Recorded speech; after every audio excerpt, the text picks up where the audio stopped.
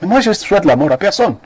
Moi qui étais en train de féliciter les gars qui avaient bien bastonné les gars de la base. La base n'a pas une orientation, c'est des affamés. Ah bon? Tu donnes l'argent, tu dis même qu'entre eux, tapez-vous entre vous, ils vont se taper. Partez là-bas, vous les ministres, allez avec de l'argent, vous donnez aux amis, à leurs ennemis, ils se tapent entre eux là-bas, ils vous collent la paix. Quand le chef de l'État se déplace, qu'il y ait des gens pour casser la gueule à toute personne qui veut s'approcher du chef, on lui casse sauvagement la gueule. C'est-à-dire, tu as des gens là qui sont bien formés, tu les amènes. Quand quelqu'un fait ça, on casse la gueule, on casse un bras. C'est comme, on le jette là-bas. C'est comme ça qu'il faut les traiter. L'enfarinage du ministre camerounais de la jeunesse, M. Moulouna Fotso, je pense que c'est comme ça qu'il s'appelle, nous renseigne sur le fait que le mal n'aime pas le mal. Le mal n'aime pas le mal. Celui qui fait du mal n'aime pas subir le mal. Nous le savions déjà, pour d'autres, nous l'apprenons pour les dirigeants camerounais. Récemment, Bachar el-Assad, le tyran syrien, qui a exterminé une partie de sa population pendant des décennies, à la suite de son père. Bachar el-Assad a fui le mal que s'apprêtaient à lui infliger les djihadistes qui ont pris le pouvoir en Syrie.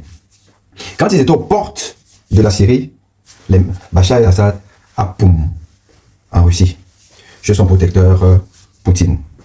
Bachar el-Assad n'a pas voulu subir ce qu'il a fait subir à ses opposants. Le mal n'aime pas le mal.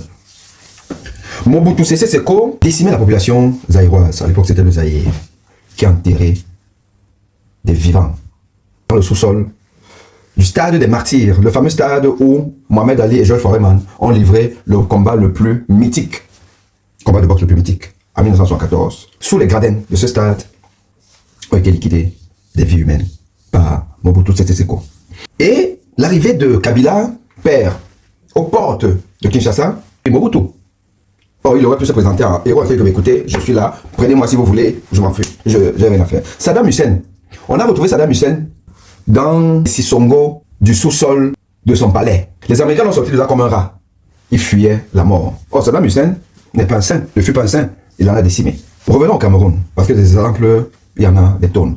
Au Cameroun maintenant, vous avez donc le gouvernement camerounais qui pleure. Oh, on a enfariné, oh, on a enfariné, oh, on a enfariné. Tout le gouvernement camerounais et ses tuérifères pleure qu'on a enfariné leurs collègues. De la farine.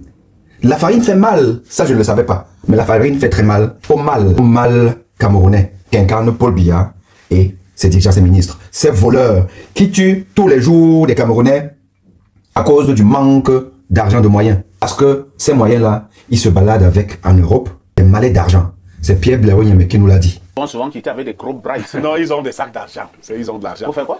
Qui a conseillé à ces ministres-là que l'argent avec lequel ils se baladent, les milliards avec lesquels ils se baladent pour aller en Europe, distribuer à leurs petites, ils en donnent un peu aux gens de la base qui ont faim, ils ont juste faim. Voilà. Est-ce que ce n'est pas le mal? Ce n'est pas plus violent que la farine. Pierre Biaoui Niemek, qui est devenu le porte-parole du mal qu'est le régime de Paul Biya, avec son compère Elim Bilobé. Écoutez les conseils qu'il donne à ses compères du gouvernement. Écoutez. Voilà, j'avais parlé de mon ami Atangadi. Atangadi a répondu. Vous voyez, il a répondu à quel niveau? Il a dit que ceux qui vont susciter les rébellions, les insurrections, ils vont le trouver sur leur chemin, sur son chemin. Et que peut-être que ce qu'il a fait en 2018 à certains, en 2025, ce sera plus dur. En temps, les gens écoutent le discours, ils croient qu'Atangadi s'amuse. Atangadi ne s'amuse pas. Les gens risquent de se retrouver encore dans des situations pour commencer à nous dire que demander alors la libération de 2000 partisans. Pierre Biaoui Niemek, c'est un distributeur du mal. Mais Pierre Biaoui Niemek n'aime pas avoir mal. Vous vous souvenez, il y a quelques mois, il a fait la une des journaux et toute une émission spéciale sur on veut assassiner Pierre Biaoui Niemek. Pierre Biaoui Niemek est menacé de mort, menace de mort. Écoutez. La météo qui nous renseigne ce matin, que Pierre Biaoui Niemek est menacé de mort. Est-ce que vous vous sentez menacé? Véritablement, les gens ont pensé qu'il devait passer à la vitesse supérieure. Ça a été d'abord des menaces d'ordre mystique. On m'a envoyé des missons. Bon, pour le mission, je vous révèle qu'il y a quelques semaines, un mois par là, on a envoyé. Bernardo disait qu'il devait me soigner. Je lui ai dit qu'il n'y a pas besoin de me soigner. Je me soigne sans médicaments. Il parle maintenant d'atteinte physique. Il avait peur, Pierre Birahim Niemek. Il avait peur d'être zigouillé. Il avait peur. Vous avez vu son expression? Il avait peur.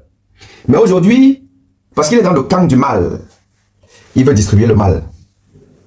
Il incite à la violence. Il incite le gouvernement à la violence. C'est ça le propre de l'humain. Mais pas n'importe quel humain. Pas l'humain qui a la peur du tour. Non. C'est l'humain maléfique. Pierre Birahim Niemek fait partie du mal camerounais aujourd'hui. Il a donc déclaré la guerre au peuple camerounais, aux bas d'en bas, ceux-là qui ont faim, ceux qui ne mangent pas.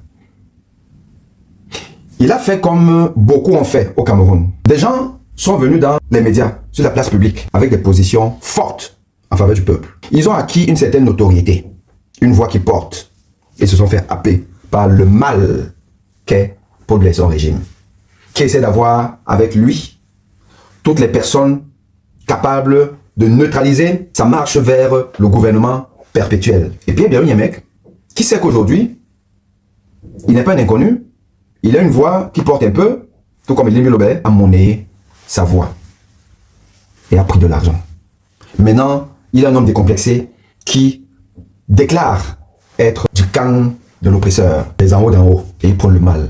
Lui qui n'aime pas le mal, qui n'aime pas subir le mal, qui a eu peur du mal, aujourd'hui n'a plus peur du mal, parce qu'il est de l'autre côté, jusqu'à ce que la roue tourne, parce que la roue tourne toujours.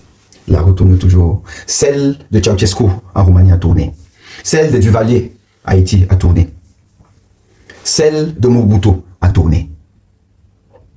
Celle de Bachar el-Assad a tourné. Celle de Paul Biya va tourner. Ça, c'est la loi de la nature. Et nous sommes les garants du bien. Nous sommes les garants du bien contre le mal. Donc, Elie Lobé, Pierre Birahim Niemek, Mathias Orunangini, c'est juste votre temps. Mais ce temps-là, il est d'autant plus court que celui de Paul Biya est court. De manière naturelle, le temps de Paul Biya est compté. Donc vous venez dans la mangeoire un peu tard. C'est vrai qu'il n'est jamais trop tard pour prendre sa part. Mais cette part-là, vous allez la vomir. Parole de mes bonnies. À très bientôt.